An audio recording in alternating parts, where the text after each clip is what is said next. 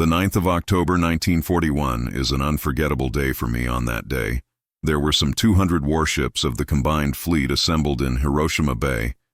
It was most unusual for the entire combined fleet to gather. Thus, in one place, I was skipper of the TW 500-ton destroyer, Amateur Heavenly Wind, one of 4 similar ships which had just been added to the 2nd Fleet's Destroyer Squadron 2. These 4 brand new ships were designated Aided Destroyer Division 16. This was a beautiful autumn day. The anchored warships lay motionless on the surface of the bay. Its mirror-like water reflected the blue mountains of the distant horizon. Countless seagulls skimmed to and fro between the ships. All else was still and peaceful. A signal, hoisted from flagship Nagato at 9, attracted the attention of all lookouts. The flags read all.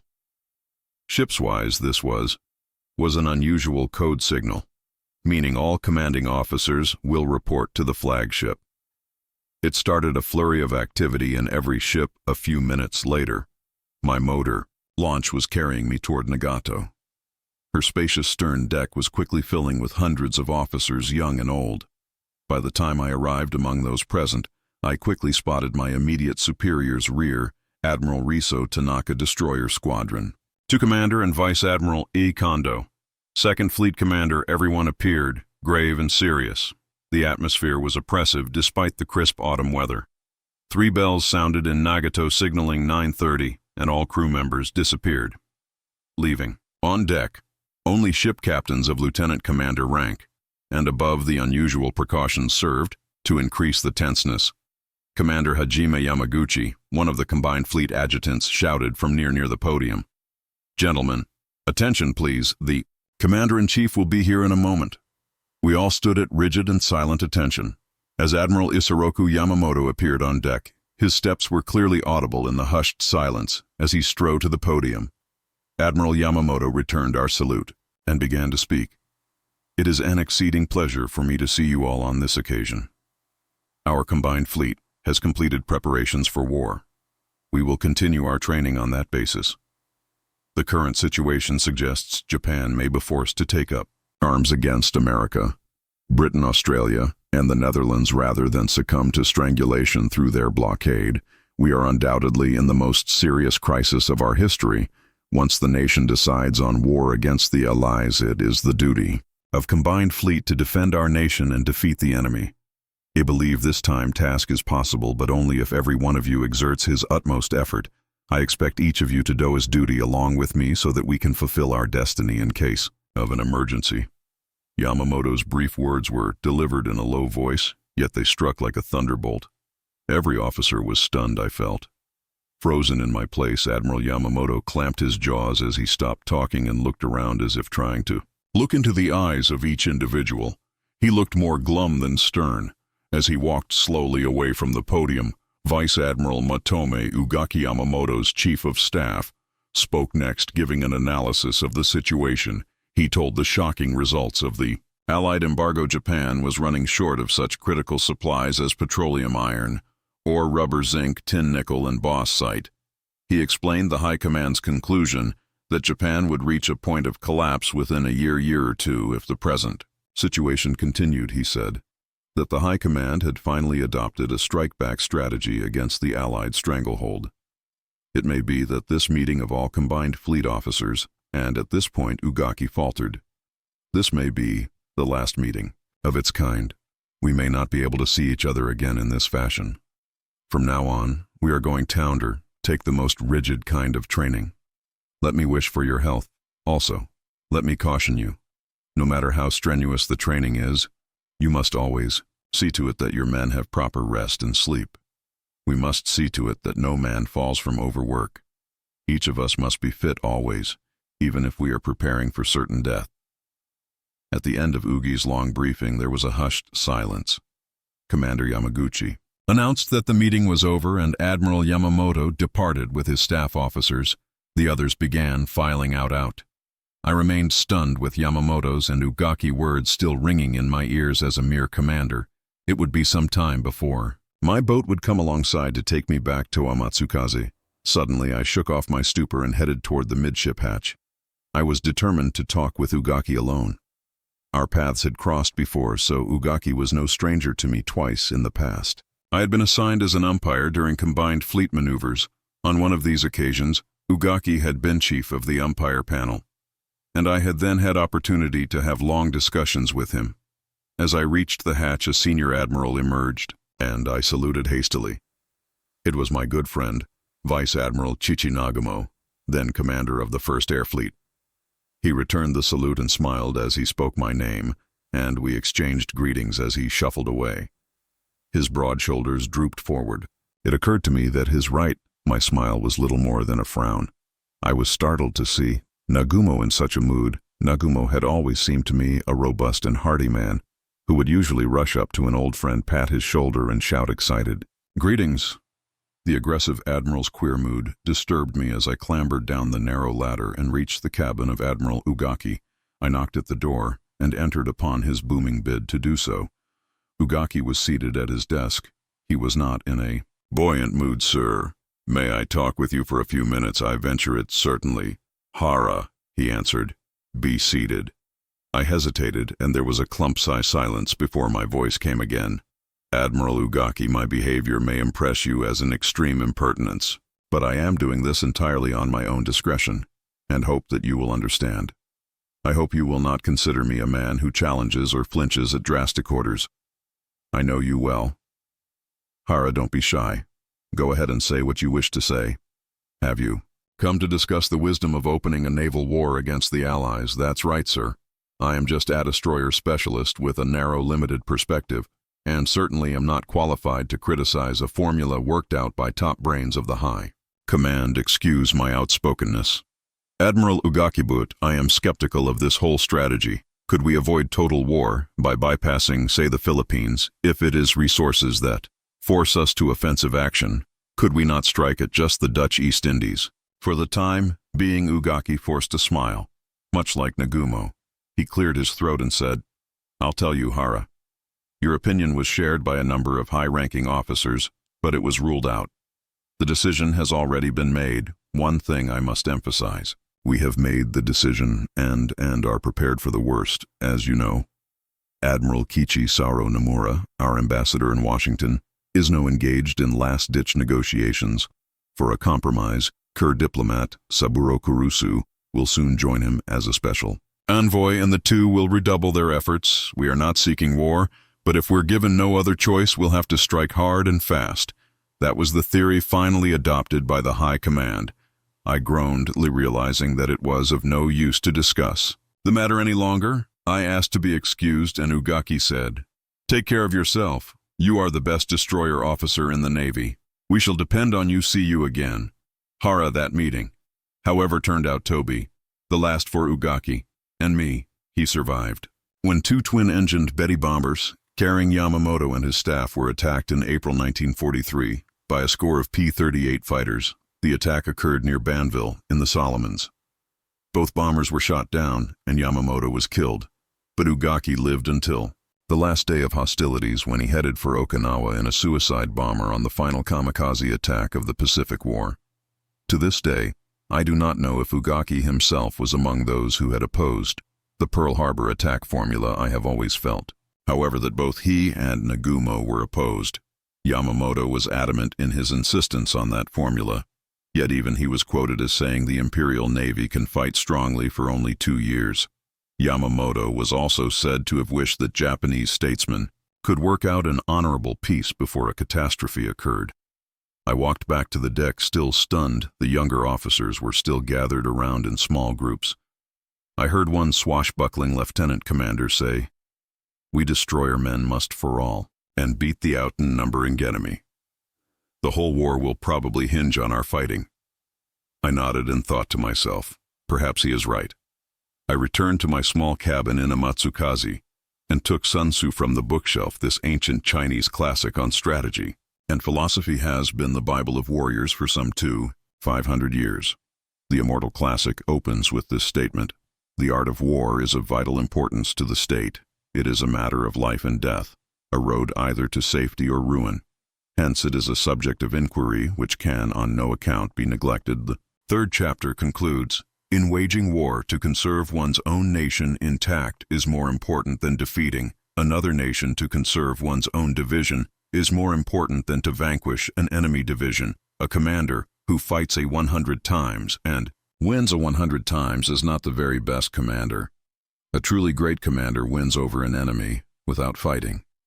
If you know the enemy and know yourself, you need not fear their assault-bound battles if you know yourself, but not the enemy for every victory gained. You will also suffer a defeat if you know neither the enemy nor yourself. You will succumb in every battle. This advice, sound as it has failed to provide any solace, I decided that the book was too philosophical and tossed it aside. Its words of wisdom were probably appropriate for a monarch or a commander-in-chief, but not for a low-level officer like me. My glumness continued while I had been following current events quite closely. I failed to consider that the military leaders could have already decided on war. The historic conference on board Nagato coincided with the resignation of Prince Kono and his cabinet. His successor was General Hideki Tojo, but relatedly I realized that this change of regime at such a critical time raised an ominous shadow for several days. I kept groping for a means of preparing myself for total war after Sun Tzu. I read various Imperial Navy manuals, none of which offered any solution. Do I know the enemy's strength and my own strength? I asked myself. I was called the best destroyer officer in maneuvers. I was always victorious, finishing off the enemy with accurate torpedo hits. Often I would make my kills by releasing only half of a regular 8-fish salvo. This was an indication of my strength. What was the enemy's strength? I'd only a vague idea if the ratio of the London Disarmament Conference still prevailed, which was highly doubtful. Since Japan had scrapped the treaty in 1934, the United States and Britain had a combined strength of 10 as against Japan's 3-3, 5. This would mean I must sink at least 4 enemy ships and keep my own destroyer intact in the war. If every commanding officer in the Imperial Navy succeeded in so doing, we might break. Even that was highly improbable. As Admiral Nagumo had told me many times, the tremendous industrial potential of the United States was another formidable unknown factor unfavorable to Japan. It is no wonder that all these thoughts left me gloomy and pessimistic. More days of strenuous effort finally made me realize that I was, after all, a fighting man, not a high-ranking commanding officer. I concluded that my job was to be prepared to fight and keeping my ship and men intact sink any opposing ships. I could not allow myself to dwell on the overall problems of war, but must fight to the best of my ability in my limited role. It is strange that in 1941 I should finally find answers to my problems in a book written 300 years earlier. Goran Show the 5 Wheels by Masashi Momoto. It enabled me to achieve the composure I had long groped for. These are the memoirs of a fabulous swordsman who survived 66 duels and later became one of Japan's greatest artists and philosophers. Compared with Sun Tzu, Miyamoto's memoir is quite obscure. Momoto was born in 1584 and lived in an age of chaos as a youth. He was a genius with the sword to attain sword fame. In those days it was necessary to challenge other swordsmen of reputation, and it was no mere sport, just as boxers in Western countries formerly fought without rules. Japanese swordsmen in those days often dueled to the death. Their swords were made either of hardwood or razor-sharp steel. When used by an expert, a wooden practice sword could easily maim or kill an opponent, so there was little difference between the two weapons. Moto's 66 consecutive wins, a wonder in any time, are considered and analyzed by the battler himself in this book. Throughout his account of these battles runs the consistent theme, not to adhere to any set formula or principle, but to adapt to each situation. This theory is extremely difficult to put into practice, particularly in struggles where a split-second mistake can mean death. Upon reading this, I was positive that here was the solution I had been seeking. By adapting to each situation, I might help to overcome the overwhelming strength of the Allies. I am now convinced that it was because I put this belief into practice that I was able to make a good record in the Pacific War and to survive 2 R-22 operation. Phase 1 was ordered on November 7, 1941. The combined fleet quickly but unobtrusively broke up and scattered. My destroyer, with its 3 sister ships of Destroyer Division 16, quietly slipped into the nearby naval port of K. I was unaware that Major Components of the 1st and 2nd Fleet went north to a rendezvous at Hitok Kapu-wan Tankan Bay in the Kuriles to become a part of the greatest Japanese task force ever assembled. Our ships were put through a careful checkup in Kur. Non-essential items were unloaded. Sick crew members were ordered ashore and they were quickly replaced. Only the commanding officers knew what the operation could possibly develop into. Crewmen were told merely that we were going to the South Pacific on a training cruise. The high command was taking no chances. All leaves and furloughs were canceled. My last leave had been in September. I had taken a night express train from Kurai for the 16-hour ride to my home in Kamakura, a resort town near Yokosuka. But the tiring ride was fully rewarded by the joyous reception I received. My 2 daughters, who leaped and danced in greeting my return, were joined by my son Mikito, aged 2, who was just beginning to talk. I was able to stay at home only 1 full day. The children grieved at my leaving, and I shared their feeling. I hugged each of them, saying, "Your daddy will be back soon." The recollection made me want to see them again before the operation, which might deny my ever returning home. Oper Phase 2 was ordered on the 21st of November, 1941. On the following day, Vice Admiral Chichi Nagumo's task force was completely assembled in the fog-shrouded bay of Auru Island in the Kuriles. On November 23rd, 8 destroyers of destroyer divisions 16 and 24 slipped quietly out of the K Harbor and moved toward Terashima Strait, a familiar training area in northern Kushufor. 4 consecutive days we fused and prepared all shells and torpedoes in our ships. Doctors were kept busy administering various shots to the crews. Our 2 Division Squadron moved out of the strait and headed for the Pacific Ocean at 18 on November 26th. At the same time, Nagumo's task force sorted from Tankan Bay, headed for Hawaii. Our immediate destination was Palau in Japan's mandated South Sea Islands. All commanding officers were notified to form a small task force at Palau for attacks on Mindo Island in the Philippines, simultaneous with the attack on Pearl Harbor. On the 2,000 Liberator crews from Terramauer, radio transmitters were sealed, as were those of the Nagumo task force. But radio men were working around the clock on their receivers. As our ships departed from homeland waters, there was a radio message. Press reports, U.S. Secretary of State Cordell Hull, on 26 November, handed Japanese ambassadors Kiichi Saburo Nomura and Saburo Kurusu a note apparently outlining final U.S. stand on negotiations as we were passing for Mosaon. November 28th, we picked up a message from the local headquarters. 2 submarines of undetermined nationality, but presumably United States, observed moving northward in waters east of Formosa. Operation Phase 2. Authorized. Commanding office offers to take hostile actions only in absolute necessity. I clenched my fists and spoke on the intercom to my sonar officer. Alert, alert. Possibly hostile submarines reported operating nearby. A professionally cool reply came through. Roger, roger, all SW in our gear functioning properly. We'll let you know if anything is picked up. On December 1st, our radio picked up this message. British naval force of 5 warship ships, including battleship Prince of Wales, is now speeding to the Far East. All the tense atmosphere ended when the green Palau Island emerged on the horizon. We entered its port at 13 the same day the climate had changed. From winter to summer in 5 days. Green coconut trees on the beach were soothing and restful, but my relaxation was short-lived. The atmosphere in Palau Harbor was tense. There were scores of vessels at anchor, including many transports. Soldiers were going through drills, climbing up and down rope ladders on their ships. War appeared close at hand. As I stood on the bridge, my first inclination was to set rigid watches. After a while, however, I decided that was pointless and ordered the ship's store opened. For the crew, everyone was also directed to take a bath. The first since we had left CI a week before. At the first chance, I took a dozen of my ship's officers to make a study of the harbor topography. Actually, I planned this little excursion as a chance for my boys to relax. We toured the harbor leisurely by boat and had a chance to take it easy for a full day and night. In the evening of the following day, December 2nd, we received a historic radio message from Combined Fleet Headquarters, Nayama. Noor 12,008, literally translated it meant, climb Mutton Taka, the highest mountain in Formosa, 128.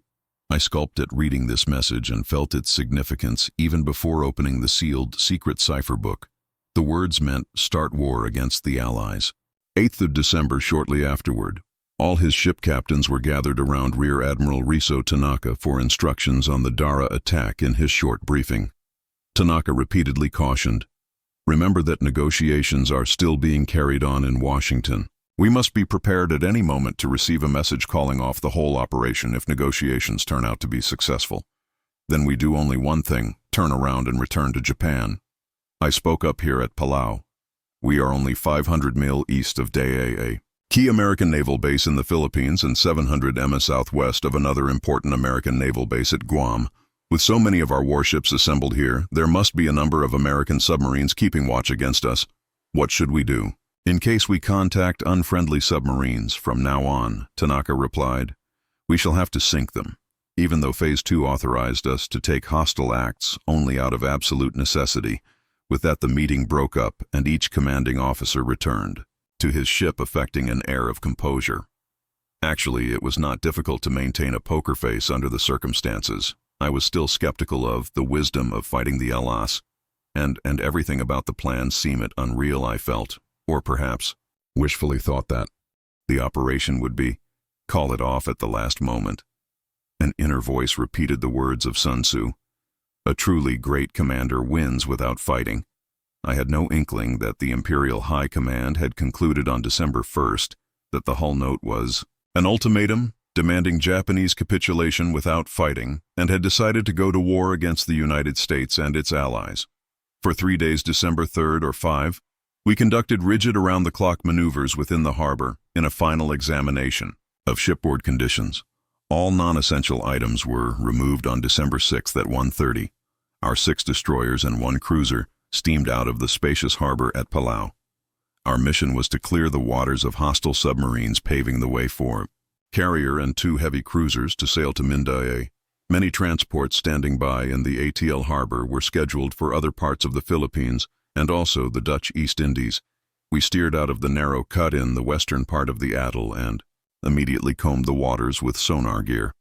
There was nothing untoward until around 16 hours the first day out, when the sonar officer reported an alert, what appears to be a submarine bearing 60 degrees to starboard, distant 500-100 meters. I turned the ship in the indicated direction and barked orders, "Prepare to release depth charges simultaneously." The ship sounded a long whistle. Signal flags, ABX, "We are attacking with depth charges," were hoisted to let my companion ships know of our action. The sonar officer spoke again, 10 degrees to starboard 200 m, sound indicates submarine. Certain, I adjusted Matsukaze's heading accordingly and proceeded at 12 knots. Looking around, I saw that my men were ready for action. At the depth charge launchers awaiting my next order, the sonar officer continued to report angles and distances. As we closed on the target, I was tense with the excitement of a hunter approaching his quarry, but calm with thoughts of myriad details that had to be considered as we came within striking distance. I realized it was now or never, and almost shouted, "Boost speed to 21 knots. Depth charges must be dropped only after a destroyer has boosted its speed, otherwise it will be damaged by its own weapons." But at the last instant I made me decision and swallowed the words instead. I shouted, "Depth charge. Action cancelled. Depth charge. Action cancelled."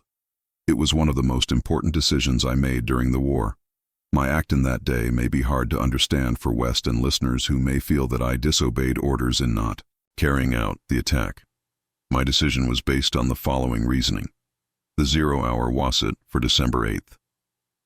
2 days hence, it was not warranted to attack a submarine on the high seas before it showed any hostility to us at the first word of Thessanar. Detection of the submarine, I became involved in a mental struggle. My concern for peace was great. My first thought was whether my present action might wreck the chance for peace.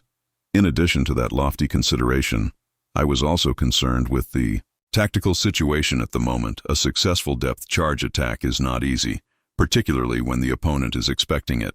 If the target should escape, the outcome would be quite disagreeable.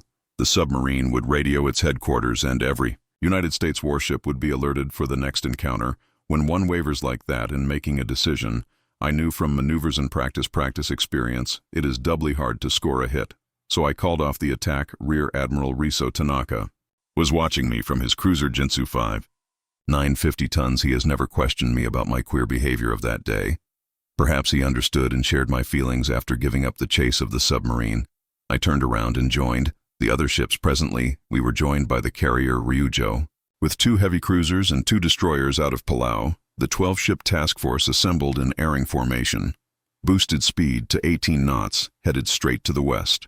We were soon out on the wide ocean, out of sight of all land and even of other ships. From time to time, a school of dolphins would catch the eye, but aside from them, there was only sea and sky.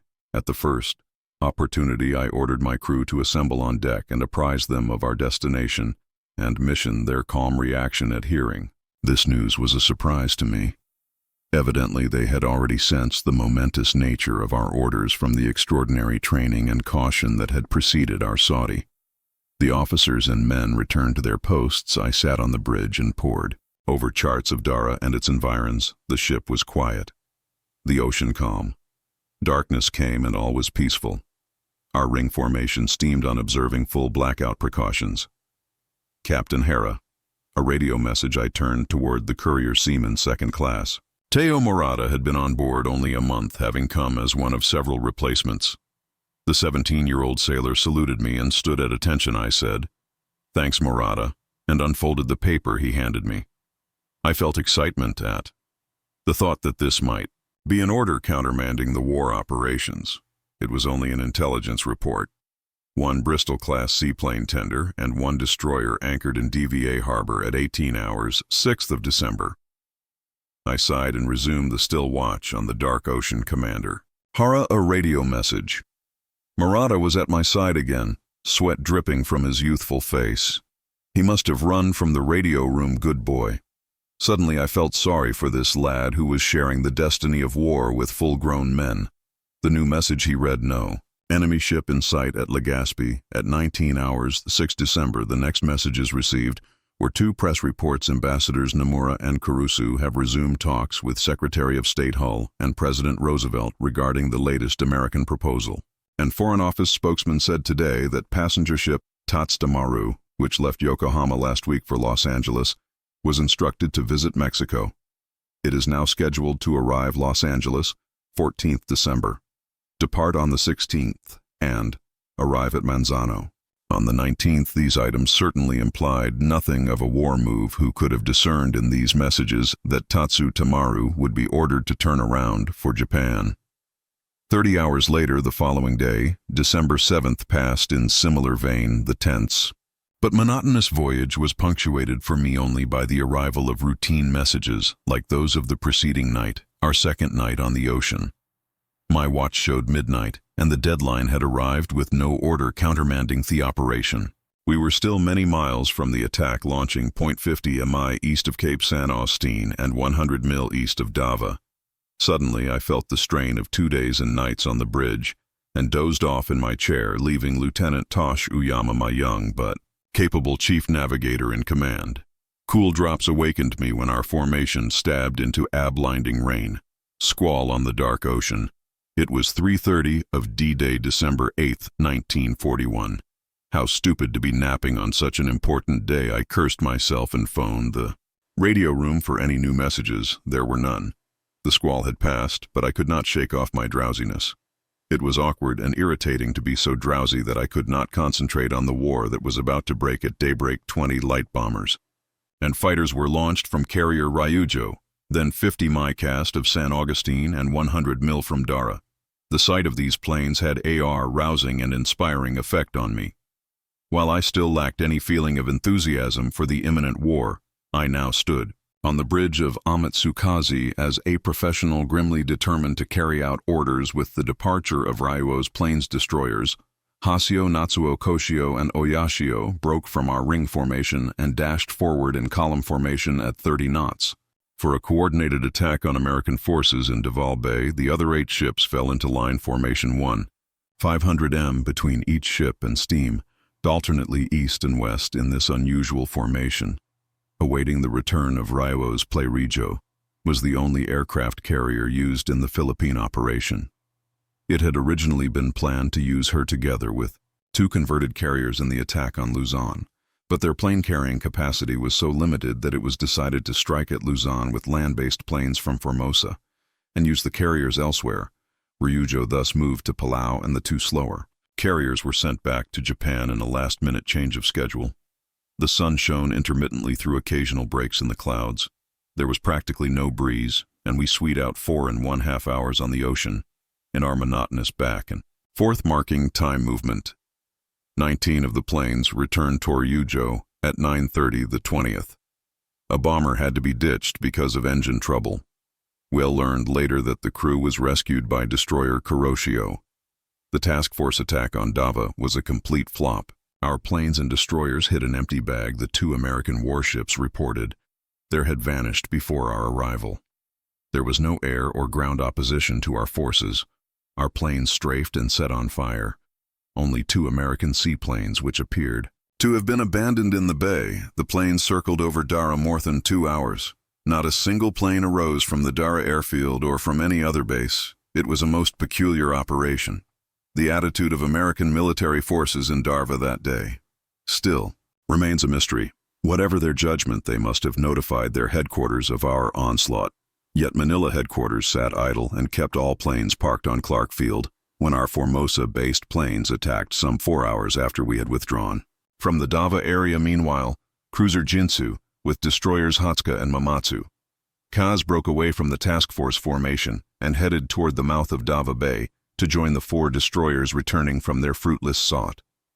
The rendezvous was completed at 14I.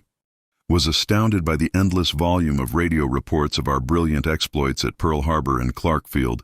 None of it seemed entirely real. I was brought to sudden reality, however, by the appearance of a B-24 bomber. It flew at about 30,000 feet and seemed to have spotted our ships. Admiral Tanaka decided to make a feint before rejoining Ryujo to prevent discovery of our carrier.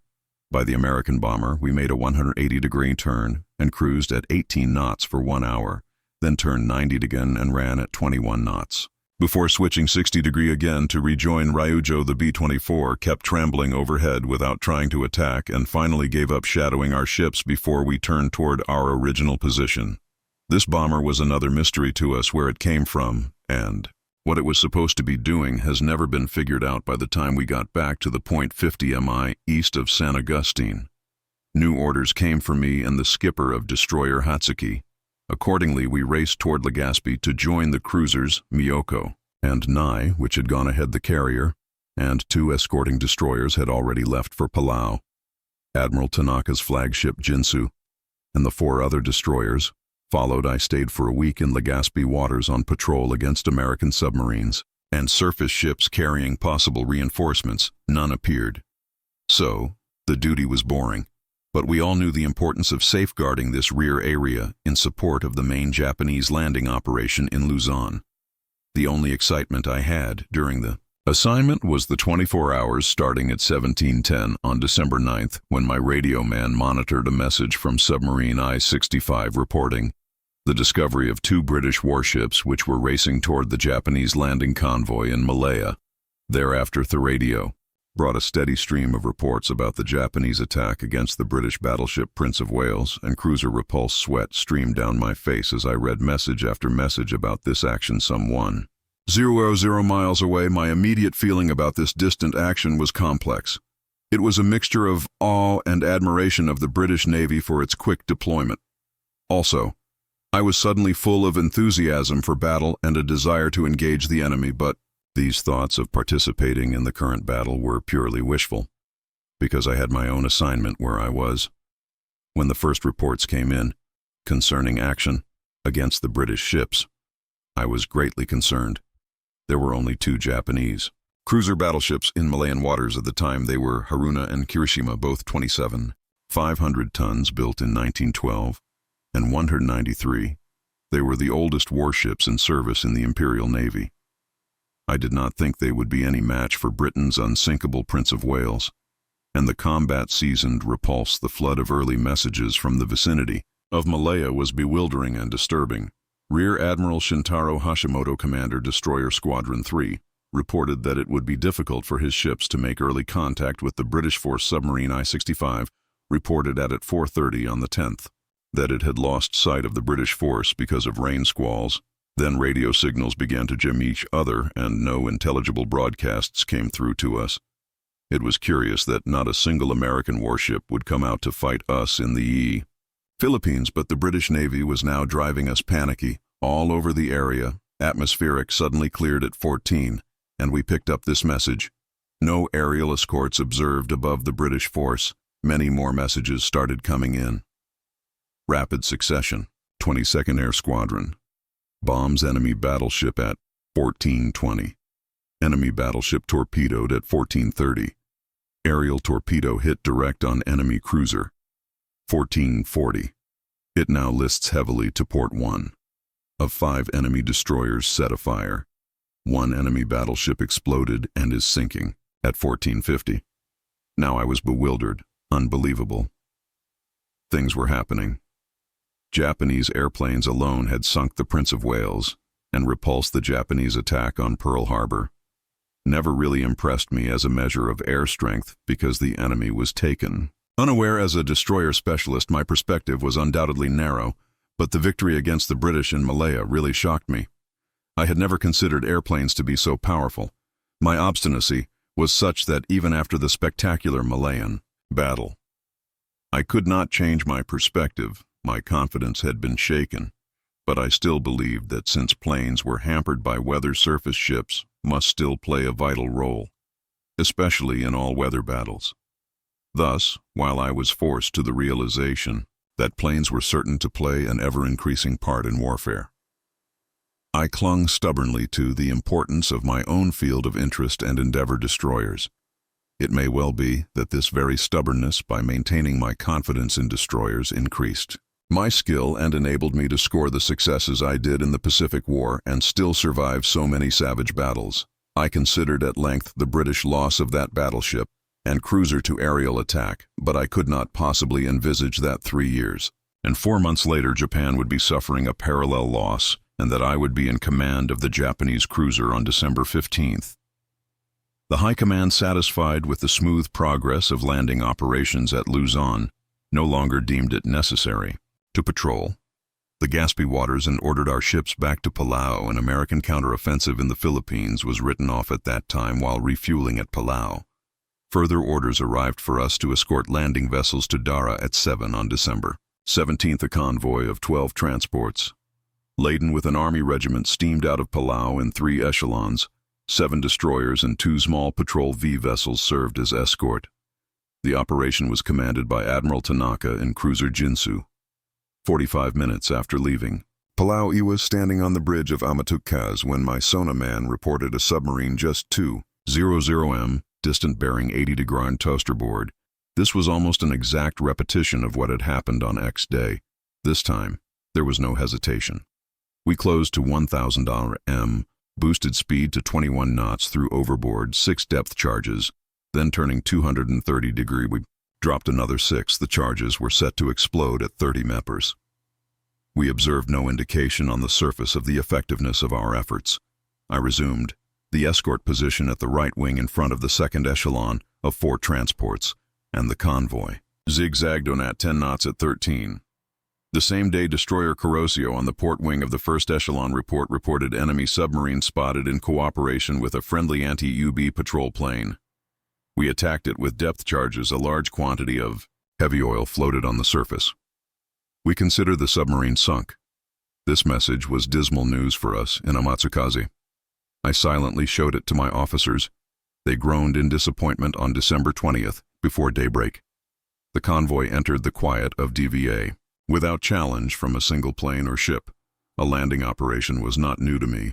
My experience at Shanghai 5 years earlier had initiated me in enemy gunfire. Our orders at Darva were to hold fire. Unless challenged, we wanted to occupy the place, intact with a minimum of destruction. 2 echelons had already landed successfully. Farther down the bay, the escort ships moved slowly into the port, which appeared quiet and peaceful. A platoon of my men shoved off from Amatukkazi in a small motorboat, with the assignment of disarming and capturing small vessels at anchor in the port.